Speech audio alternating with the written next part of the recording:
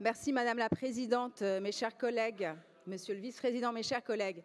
Quelques mots pour vous parler de cette annexe 2 qui traduit nos engagements très forts pour l'accès et le retour à l'emploi via la formation en Île-de-France et vous donner quelques éléments macro et les grandes lignes de nos interventions pour cette année 2024. Une intervention qui s'inscrit dans un cadre que vous connaissez, qui est celui de la maîtrise budgétaire en Île-de-France, avec une priorité forte, bien sûr, pour les lycées, pour les transports, sans préjudice évidemment de notre forte mobilisation, et c'est le souhait de la présidente, pour l'emploi et pour la formation de tous les franciliens, en particulier les franciliens les plus vulnérables, eu égard aux priorités que nous nous sommes fixées. Donc nous avons pour 2024 un budget de combat avec 476 millions d'euros d'intervention.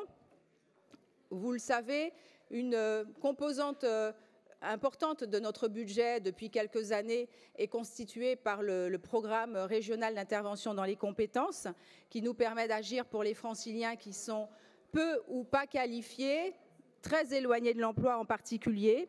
Et donc ce budget s'inscrit avec une certaine inconnue du côté du montant qui nous sera alloué par l'État au titre du PRIC 2024. Nous avons fait une demande qui porte sur une somme de 200 millions d'euros à minima, mais nous sommes toujours dans l'attente de la notification du montant qui nous sera alloué en définitive. Cela se traduit notamment, et nous aurons l'occasion d'en parler dans le cadre de l'examen des amendements, par des choix nécessairement à la baisse pour certaines enveloppes d'intervention. Alors, ça nous conduit aussi bien sûr à recentrer nos moyens sur notre offre de formation sur les secteurs en tension. Vous le savez, c'est le cœur de notre intervention depuis des années. Et puis, bien sûr, il y a aussi un impact évident sur la rémunération des stagiaires de la formation professionnelle qui perçoivent donc cette aide financière apportée par la région. J'ajoute que les crédits délégués à Pôle emploi en 2024 vont diminuer puisqu'ils passeront de 37 millions d'euros en 2023 à 4 millions d'euros en 2024.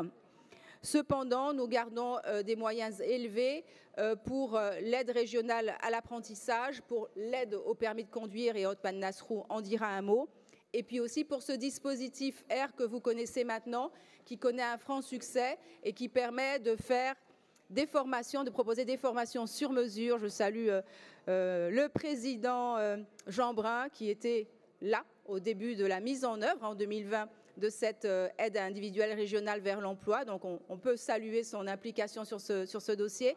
Et c'est un dispositif qui connaît vraiment un franc succès, qui a rencontré son public, ce qui nous a conduit évidemment à la dernière CP à le recentrer légèrement. Enfin, un dernier mot pour vous dire que notre mobilisation pour l'apprentissage reste maximale et nous aurons même un budget revalorisé cette année avec 2 millions d'euros de plus.